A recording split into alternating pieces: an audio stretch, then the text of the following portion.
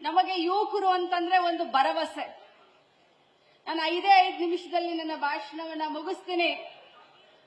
ತಾವೆಲ್ಲ ಭಾಷಣ ಕೇಳಕ್ ತಯಾರಿದ್ದೀರಂದ್ರೆ ಭಾಷಣ ಮಾಡ್ತೀನಿ. ಭಾಷಣ ಕೇಳಕ್ ತಯಾರಿದ್ದೀರಾ? ಕೈ ಮಾಡಿ. ಈ ಕಡೆ ಮಾಡೇ ಇಲ್ಲ, ಈ ಕಡೆ ಮಾಡೇ ಇಲ್ಲ. ಯುವಕರು ಅಂತಂದ್ರೆ ನಮ್ಮ ದೇಶದ ಶಕ್ತಿ ಅಂತ ಹೇಳ್ತೀವಿ. ಅದೇ ಪ್ರಕಾರ ಇದೇ ಯುವಕರು ಅಂದ್ರೆ ಕಾಂಗ್ರೆಸ್ ಪಕ್ಷದ ಶಕ್ತಿ ಇಮ್ಮಡಿ ಆಗುತ್ತೆ ಅಂತ ಹೇಳಲಿಕ್ಕೆ ನಾನು ಬಯಸ್ತೇನೆ. ಇವತ್ತು ನಮ್ಮ ಪಕ್ಷ ಅಧಿಕಾರಕ್ಕೆ ಬರಬೇಕಾದ್ರೆ ತಾವೆಲ್ಲರೂ ಕೂಡ ರಾತ್ರಿ ಹಗಲು ಕೆಲಸ ಮಾಡಿದ್ದಕ್ಕೆ ಇವತ್ತು ರಾಜ್ಯದಲ್ಲಿ 136 ಸೀಟ್ಗಳನ್ನ ಗೆದ್ದು ತಮ್ಮೆಲ್ಲರ ಸಹಕಾರದಿಂದ ಇವತ್ತು ರಾಜ್ಯದ ಜನತೆಗೆ ಕೊಟ್ಟಂತ ಭರವಸೆಗಳನ್ನ ನಾವೆಲ್ಲ ಈಡೇರಿಸ್ತಾ ಇದ್ದೀವಿ. ಬಂಧುಗಳೇ, ವಿವೇಕಾನಂದಜಿ ಅವರು ಒಂದು ಕಡೆ ಹೇಳ್ತಾರೆ, ಯುವಕರು ಸಮಯ ಪ್ರಜ್ಞೆ ಮತ್ತು ಜವಾಬ್ದಾರಿಯಿಂದ ಯಾವತ್ತು ಕೆಲಸವನ್ನ ಮಾಡ್ತಾರೋ, ಸಾಮಾಜಿಕ ಕಾಳಜಿ, ಸಾಮಾಜಿಕ ಕಳಕಳೆ ಮತ್ತು ತಮ್ಮ ಮನೆಯನ್ನ ಮುಂದೆ ನಡೆಸುವಂತ ಒಂದು ಜವಾಬ್ದಾರಿಯನ್ನ ತೆಗೆದುಕೊಳ್ತಾರೋ ಅವತ್ತು ಈ ಒಂದು ದೇಶ ಸದೃಢವಾಗಿ ಬೆಳೆಯುತ್ತೆ ಅಂತ. ಇವತ್ತು ಯುವಕರ ಎದುರುಗಡೆ ಬಹಳಷ್ಟು ಕೆಲಸಗಳು ಇದಾವೆ, ಬಹಳಷ್ಟು ಚಾಲೆಂಜಸ್ಗಳು ಇದಾವೆ. ನಮಗೆ ಗೊತ್ತು, ನಿರುದ್ಯೋಗ. ಕೇಂದ್ರದಲ್ಲಿ ಇರುವಂತ ಸರ್ಕಾರ 1 ವರ್ಷಕ್ಕೆ 2 ಕೋಟಿ ಉದ್ಯೋಗವನ್ನ ಸೃಷ್ಟಿ ಮಾಡ್ತೀನಿ ಅಂತ ಹೇಳಿ ನಂತರ ನೀವು ಬೋಂಡಾ ಬಜಿಯನ್ನ ಮಾರಿ ಅನ್ನುವಂತ ಒಂದು ಕಾರ್ಯವನ್ನ ಕೂಡ ಮಾಡಿ. ಆದ್ರೆ ಕರ್ನಾಟಕ ರಾಜ್ಯದಲ್ಲಿ ಇದ್ದಂತ ಸಿದ್ದರಾಮಯ್ಯನವರ ಸರ್ಕಾರ, ಕಾಂಗ್ರೆಸ್ ಪಕ್ಷದ ಸರ್ಕಾರ ಯುವಕರಿಗೆ, ಡಿಗ್ರಿ ಹೋಲ್ಡರ್ಗೆ ನಾವು ನಿರಾಸೆಯನ್ನ ಮಾಡಬಾರ್ದು ಅಂತ ಹೇಳಿ ಯುವನಿಗೆ ಎನ್ನುವಂತ ಒಂದು ಉತ್ತಮವಾದಂತಹ ಕಾರ್ಯಕ್ರಮವನ್ನು ನಾವು ನಿಮಗೆ ಕೊಟ್ಟಿದ್ದೇವೆ. ಬಂಧುಗಳೇ, ನಮ್ಮ ಎದುರುಗಡೆ ಇರುವಂತ ಸವಾಲುಗಳು, ಇಡೀ ದೇಶದಲ್ಲಿ ಮತೀಯ ಶಕ್ತಿಗಳನ್ನ ಯಾವ ರೀತಿ ನಾವು ಸಂವಿಧಾನವನ್ನ ಗೌರವ ಕೊಡಬೇಕು, ಸಂವಿಧಾನಕ್ಕೆ ಎಲ್ಲರೂ ನಾವು ಸಮಾನರು ಅಂತ ಇವತ್ತು ಮುನ್ನಡಿಬೇಕು. ಆದ್ರೆ ಯುವಕರ ಮನಸ್ಸಿನಲ್ಲಿ ಕೇಂದ್ರದಲ್ಲಿ ಆಡಳಿತ ನಡೆಸುವಂತ ಬಿಜೆಪಿ ಸರ್ಕಾರ ನಮ್ಮ ಯುವಕರ ಮನಸ್ಸಿನಲ್ಲಿ ವಿಷ ಬೀಜವನ್ನ ಬಿತ್ತಿ ಇವತ್ತು ನಮ್ಮನ್ನೆಲ್ಲರನ್ನು ಡಿವೈಡ್ ಮಾಡ್ತಾ ಇದ್ದಾರೆ. ಆದ್ರೆ ಇಲ್ಲಿ ಎಷ್ಟಂತೂ ಮಹಾನ್ ಭಾವರ ಚಿತ್ರವನ್ನ, ಭಾವಚಿತ್ರವನ್ನ ಹಾಕಿದ್ದಾರೆ.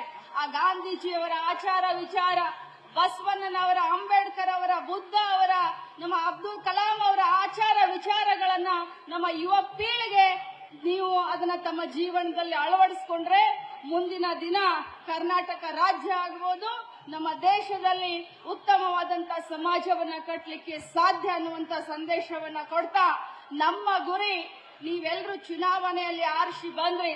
ಆದ್ರೆ ನಮ್ಮ ಗುರಿ ಏನಾಗಿರಬೇಕು ಅಂತಂದ್ರೆ ಈ ಮತೀಯ ಶಕ್ತಿಗಳ ವಿರುದ್ಧ ಹೋರಾಟ ಮಾಡೋದೇ ನಮ್ಮ ಗುರಿಯಾಗಿರಬೇಕು. 2028ಕ್ಕೆ ಮತ್ತೆ ನಮ್ಮ ಕಾಂಗ್ರೆಸ್ ಪಕ್ಷದ ಸರ್ಕಾರವನ್ನ ತರುವುದು ನಮ್ಮ ಮುಖ್ಯ ಉದ್ದೇಶ ಮತ್ತು ಗುರಿ ಆಗಿರಬೇಕು.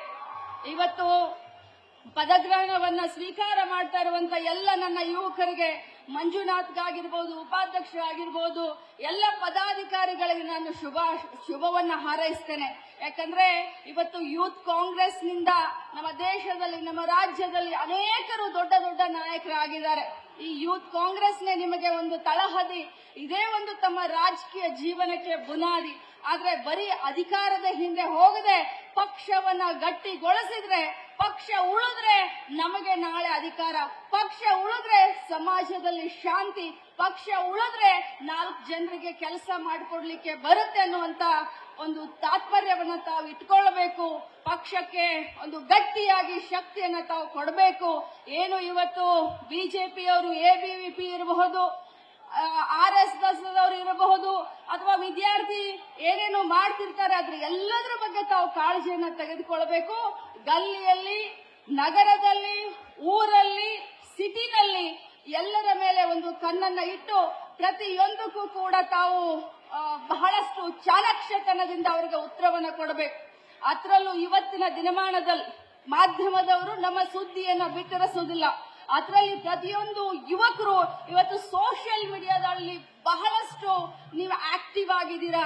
ಅದಕ್ಕೋಸ್ಕರ ನಾನು ಕಳಕಳಿಯಿಂದ, ಕಾಳಜಿಯಿಂದ ತಮ್ಮ ಹತ್ರ ವಿನಂತಿಯನ್ನ ಮಾಡ್ಕೊಳ್ಳೋದಂತಂದ್ರೆ, ನಮ್ಮ ಪಂಚ ಗ್ಯಾರಂಟಿ ಮತ್ತು ನಮ್ಮ ಕಾಂಗ್ರೆಸ್ ಪಕ್ಷದ ಸರ್ಕಾರ ಮಾಡ್ತಾ ಇರುವಂತಹ ಕೆಲಸದ ಬಗ್ಗೆ ತಾವು ಸೋಷಿಯಲ್ ಮೀಡಿಯಾದಲ್ಲಿ ಆದಷ್ಟು ಜಾಸ್ತಿ ಪ್ರಚಾರವನ್ನ ಕೊಡಿ ಅಂತ ಹೇಳ್ತಾ ತಮ್ಮೆಲ್ಲರಿಗೂ ಕೂಡ ಶುಭಾಶಯವನ್ನ ಹೇಳಿ, ತಮಗೆ ಆ ಭಗವಂತ ತಮ್ಮ ಭವಿಷ್ಯವನ್ನ ನಿರ್ಮಾಣ ಮಾಡಲಿಕ್ಕೆ ಒಂದು ಅವಕಾಶ ಕೊಟ್ಟಿದ್ದಾರೆ.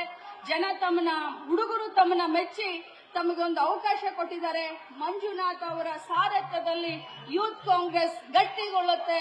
2028ರ ಚುನಾವಣೆ ಫಲಿತಾಂಶಕ್ಕೆ ಮತ್ತೆ ಯೂತ್ ಕಾಂಗ್ರೆಸ್ ಸನ್ನದ್ಧ ಆಗುತ್ತೆ ಅನ್ನುವಂತ ಮಾತಿನೊಂದಿಗೆ ನನ್ನ ಮಾತನ್ನ ಮುಗಿಸ್ತೀನಿ. ಜೈ ಹಿಂದ್, ಜೈ ಯೂತ್ ಕಾಂಗ್ರೆಸ್.